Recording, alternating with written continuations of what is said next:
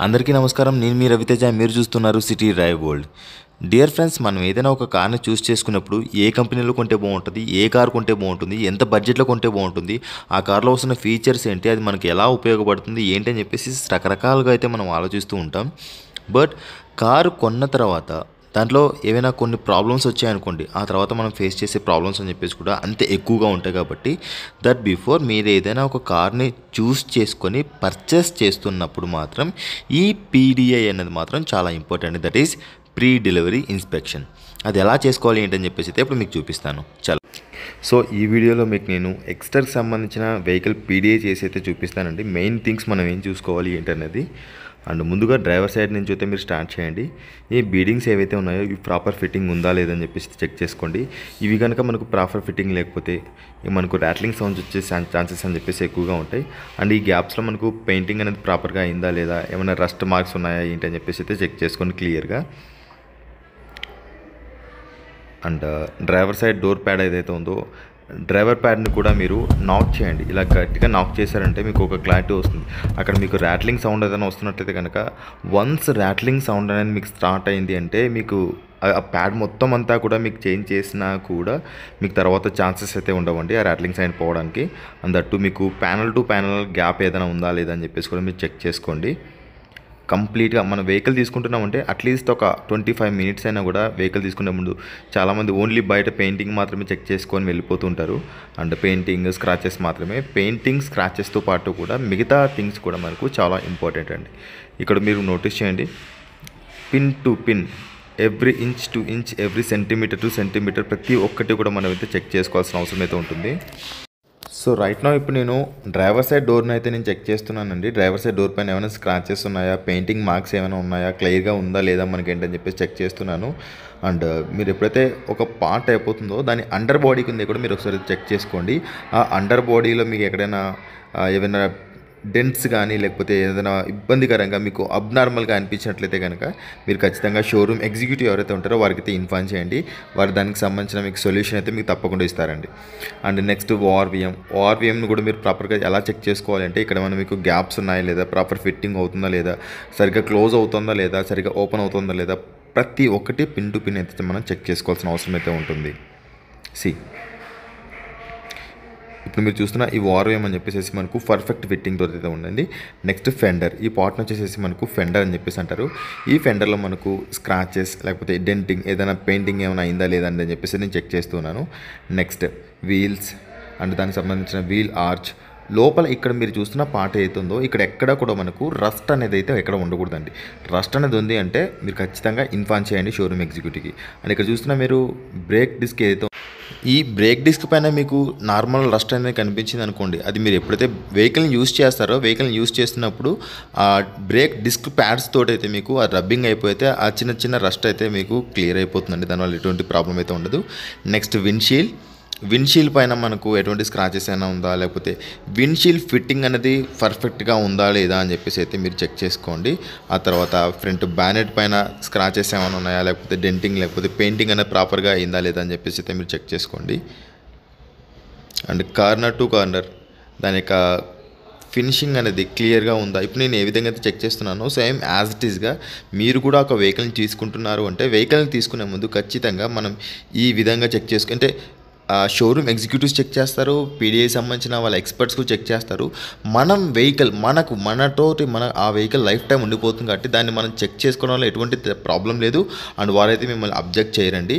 If in case మీకు అందులో ఏదైనా ప్రాబ్లం కనిపించింది అనుకోండి, మీరు ఆ వెహికల్ని అయితే రిజెక్ట్ చేయొచ్చు. ఎందుకంటే దానివల్ల ఆ షోరూమ్ వాళ్ళు కూడా ఆ వెహికల్ని రిటర్న్ చేస్తారు. లైక్ దానివల్ల కూడా వాళ్ళకు ఎటువంటి ఇబ్బంది లేదు, వాళ్ళనైతే మిమ్మల్ని అపోజ్ చేయరండి. అండ్ నెక్స్ట్ ఇక్కడ ఇంజన్ బేలోకి వచ్చిన తర్వాత ఇంజన్ బేలో మీకు లిక్విడ్స్ అనేది ప్రాపర్గా టాప్అప్ అయ్యి ఉన్నాయా లేదా, ఎక్కడైనా లీకేజెస్ ఉన్నాయా లేదా, లేకపోతే ఎక్కడ ప్లగ్స్ మనకు ఓపెన్ అయినాయా లేదా, లేకపోతే ఎక్కడైనా వైర్ ఏమైనా కట్ అయి ఉందా లేదా, అండ్ ఇక్కడ ఏమైనా మనకు రస్ట్ అనేది ఉందా లేకపోతే లోపల కోటింగ్ అంటే పెయింటింగ్ సంబంధించిన కోటింగ్ అనేది ప్రాపర్గా అయిందా లేదా అని చెప్పేసి పిన్ టు పిన్ అయితే మనం ఇంజన్ బేలో అయితే మనం చెక్ చేసుకోవాల్సి ఉంటుందండి.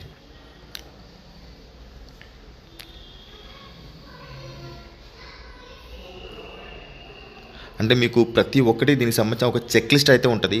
ఆ చెక్ లిస్ట్ మొత్తం చదువుతూ మీకు వెళ్ళాననుకోండి చాలా టైం పడుతుంది, మీకు అర్థం కూడా కాదు దానికి సంబంధించిన కొన్ని టెక్నికల్ వర్డ్స్. అందుకే మీకు అర్థమయ్యే విషయంలో అర్థమైన భాషలో మీకు చూపిస్తూ అయితే నేను చూస్తున్నాను, మీకు చూపిస్తూ నేను మీకు అర్థమయ్యేలాగైతే నేను చెప్తున్నానండి. So and next under body పైన ఇన్స్పెక్ట్ చేసేసాను. అండర్ బాడీలో మనకు ఆయిల్ ఏమైనా లీకేజ్ అవుతున్నాయా లేదా, లేకపోతే కింద ఏమైనా వెహికల్ని తీసుకొస్తున్నప్పుడు ట్రాన్స్పోర్ట్లో ఎక్కడైనా వెహికల్ టచ్ అయిందా, లేకపోతే ఎక్కడైనా డెంటింగ్ ఏమైనా ఉందా లేదా ఏంటని చెప్పేసి మీరు ఒకసారి అయితే చెక్ చేసుకోండి. అండ్ ఫ్రంట్ బంపర్ పైన ఏమైనా స్క్రాచెస్ ఉన్నాయా, లేకపోతే పెయింటింగ్ అనేది ప్రాపర్గా అయిందా లేదా. అండ్ దట్టు మనకు లైట్స్ ఫిట్టింగ్ ఏదైతే ఉందో, లైట్స్ సంబంధించిన ఏవైతే హౌసింగ్ ఉందో హౌసింగ్ అనేది మనకు ప్రాపర్ ఫిట్టింగ్ ఉందా లేదా, అక్కడ ఏమైనా మనకు గ్యాప్స్ ఉన్నాయా, ఈ విషయాన్ని అయితే మీరు ఖచ్చితంగా చెక్ చేసుకోవాల్సిన అవసరం అయితే ఉంటుందండి.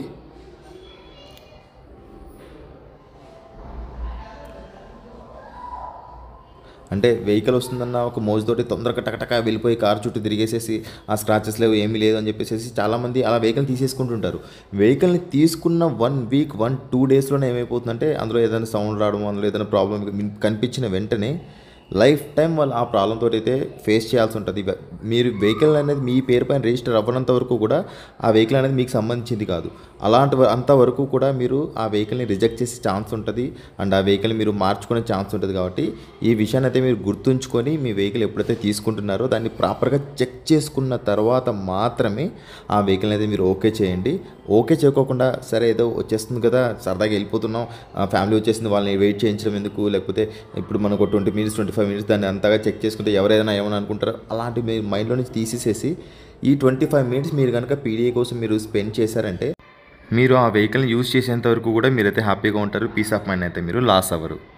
సో మీకు రైట్ సైడ్ ఏ విధంగా అయితే చూపించానో అదేవిధంగా ప్రతి డోర్ని కూడా అయితే మీరు ప్రాపర్గా చెక్ చేసుకోండి. డోర్ బీడింగ్స్ అవ్వచ్చు, లేకపోతే కార్నర్ టు కార్నర్ మనకు పెయింటింగ్ అనేది ప్రాపర్గా అయిందా లేదా, ఎక్కడైనా రస్ట్ మార్క్స్ ఉన్నాయా, లేకపోతే ఎక్కడైనా స్క్రాచెస్ ఉన్నాయా, ఎక్కడైనా ట్రాన్స్పోర్ట్లో ఏమైనా మనకు ఏదైనా డ్యామేజ్ అయిందా, ఇవన్నీ కూడా మనం అయితే చెక్ చేసుకోవాల్సి ఉంటుందండి. ఎందుకంటే చిన్న డ్యామేజ్ అయినది కూడా మనం ఎందుకు దాన్ని యాక్సెప్ట్ చేయాలి చెప్పండి. అండ్ వాళ్ళు కూడా షోరూమ్ వాళ్ళు కూడా దాన్ని యాక్సెప్ట్ చేసి ఇఫ్ ఇన్ కేస్ ఏదైనా ప్రాబ్లం కనుక ఉన్నట్లయితే కనుక వారు కూడా వారి దృష్టికి తీసుకెళ్ళండి. వారి దృష్టికి తీసుకెళ్ళిన తర్వాత వారు కూడా దాన్ని పాజిటివ్గానే తీసుకుంటారు. ఆ వెహికల్ని అయితే రిటర్న్ చేస్తారు, ఇంకొక వెహికల్ని అయితే మీకు ఎక్స్చేంజ్ చేస్తారండి. అది ఎప్పుడు మీ పేరు పైకి ట్రాన్స్ఫర్ అవ్వకముందు, మీ పేరు పైన ఇన్సూరెన్స్ రాకముందు అండ్ టీఆర్ కాకముందు మీరు చేసుకోవాల్సిన పీడిఏ. మీరు మొత్తం పేపర్ ప్రాసెస్ మొత్తం చూసుకునే తర్వాత మీరు లైక్ సిగ్నేచర్స్ మొత్తం చూసేసుకుని లోన్ మొత్తం ట్రాన్స్ఫర్ చేసుకొని అంతా అయిపోయింది అనుకోండి, ఆ తర్వాత మీరు ఏం చేసినా కూడా లాభం ఉండదు. మీరు ఫస్ట్ చెక్ చేయాల్సింది ఏంటంటే వెహికల్ వచ్చింది అని అన్న వెంటనే లైక్ మీరు ఏదైతే డౌన్ పేమెంట్ పే చేస్తారో డౌన్ పేమెంట్ తర్వాత ఎటువంటి సిగ్నేచర్స్ అయితే చేయకండి. సిగ్నేచర్ చేయకముందు మీరు చేయాల్సిన పని పీడిఏ. ఓకే, ఈ పీడిఐ తర్వాత మీరు ఏదైతే చేయాలనుకుంటున్నారో ఆ వర్క్ మొత్తం మీద మీరు చేసుకోవచ్చు. సో ఇప్పుడు నేను లెఫ్ట్ సైడ్ నేను ఎక్కడైతే చెక్ చేస్తున్నానో ఆ తర్వాత దాని అండర్ బాడీని అయితే నేను ఖచ్చితంగా చెక్ చేస్తానండి. ఎందుకంటే అండర్ బాడీలో ఎక్కడైనా ట్రాన్స్పోర్ట్ చేసేప్పుడు ఎక్కడైనా డ్యామేజ్ ఉందా లేదా ఏంటని చెప్పేసి అయితే నాకు అర్థం అవ్వాలి కాబట్టి. And left rear door same విధంగా మీకు ఫ్రంట్ డోర్స్ని ఎలాగైతే చెక్ చేసుకోవాలి ఇందాక చూపించాను, సేమ్ యాజ్ ఇట్ ఈస్గా ప్రతి డోర్ని కూడా కొంచెం ఓపిక్గా కొంచెం పేషెన్స్గా అయితే మీరు ఈ విధంగా అయితే చెక్ చేసుకోండి.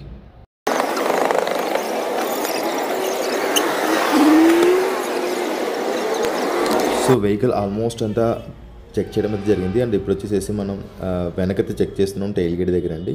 టెయిల్ గేట్ దగ్గర కూడా మనకి ఇక్కడ బీడింగ్స్ అనేది ప్రాపర్గా ఉన్నాయా లేదా అని చెప్పేసి చెక్ చేసుకోండి. అండ్ ఇది వచ్చేసి మీరు చూస్తున్న వెహికల్ సిఎన్జి వెహికల్. ఇక్కడ సిఎన్జికి సంబంధించిన కనెక్షన్ అనేది ప్రాపర్గా ఉందా లేదా, ఎక్కడైనా మనకు పైప్స్ అనేది డ్యామేజ్ అయ్యా ఏంటి, అక్కడ మనకు కింద స్టాండ్ సిఎన్జికి సంబంధించిన స్టాండ్ అనేది ఏదైతే ఉందో అక్కడ మీరు ఒకసారి హిల్ చేసి చూడండి, అంటే మూవ్ చేసి చూడండి మీకు అక్కడ ఏదైనా సౌండ్స్ వస్తున్నాయా లేదా అని చెప్పేసి ప్రతిదీ పిన్ టు పిన్ అయితే మీరైతే చెక్ చేసుకోవాల్సిన అవసరం అయితే ఉంటుంది.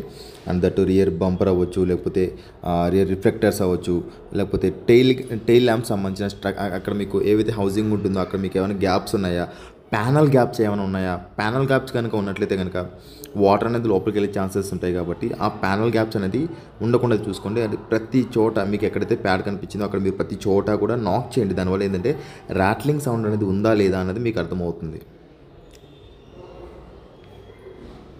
సో రియర్ ప్రొఫైల్ అంతా కూడా ఎవ్రీథింగ్ ఈజ్ ఓకే అండి. నేనైతే ప్రాపర్గా దీని అయితే నేను చెక్ చేశాను.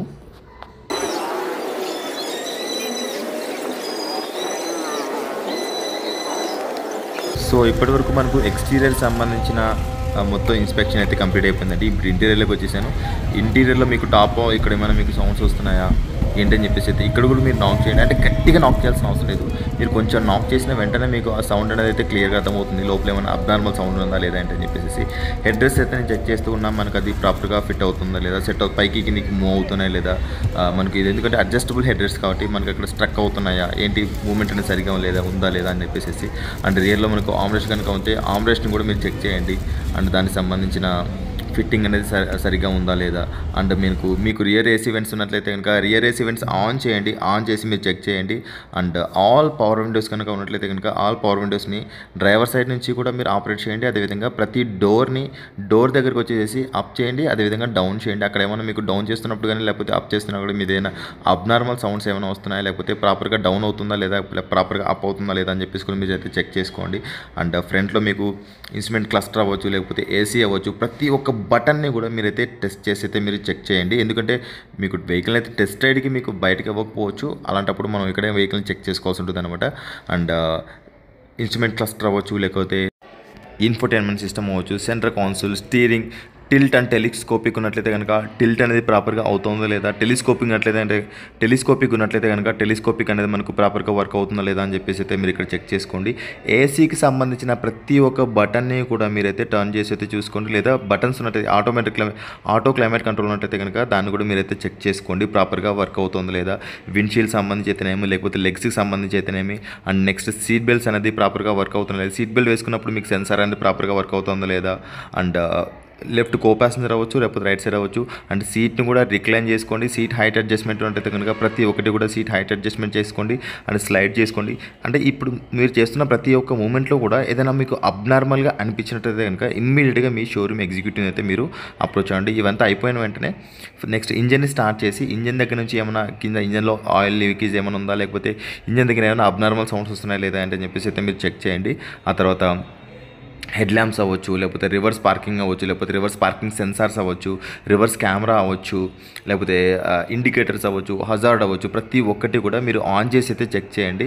మీరు డ్రైవింగ్ సీట్లో కూర్చున్నా లేకపోతే మీతో పాటు ఎవరైనా ఖచ్చితంగా వెహికల్ తీసుకెళ్ళినప్పుడు మీరు వెళ్తారు కాబట్టి వాళ్ళకు లోపల ఎలా ఆపరేట్ చేయాలో ఎలా ఆపరేట్ చేయాలి ఏంటని చెప్పేసి తెలియకపోయినట్లయితే కనుక మీరు లోపల నుంచి ఆపరేట్ చేసి బయట వాళ్ళు ఉండమని చెప్పేసి అయితే మీరు హెడ్లైట్స్ ఆన్ చేసేసి ప్రతి ఒక్కటి కూడా మీరైతే ఎలక్ట్రికల్ సంబంధించిన పార్ట్స్ ప్రతి ఒక్కటి కూడా మీరు వారికైతే అంటే పని చేస్తున్నాయా లేదా, వర్క్ అవుతుందా లేదా మీరు ఆన్ చేసి బయటికి వెళ్ళి మొత్తం అయితే మీరు చెక్ చేసుకొని అయితే రండి.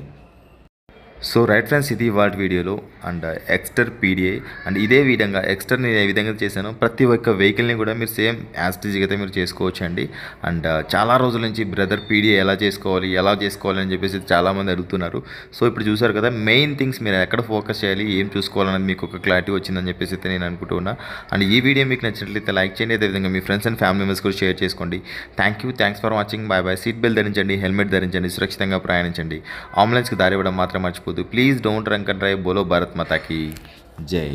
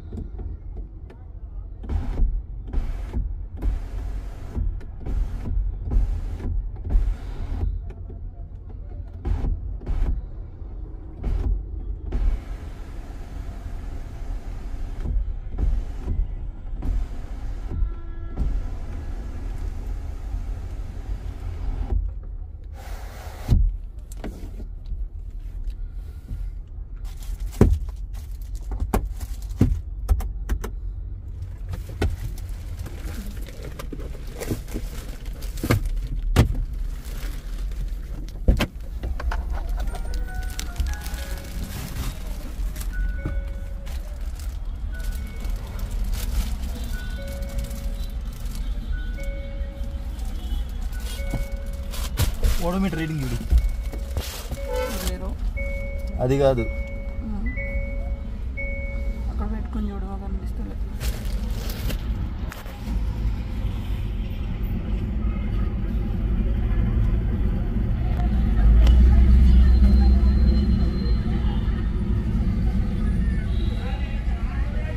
మొత్తం డిజిటల్ పెట్టాడు అవి ఎలాగా ఓకే క్లియర్.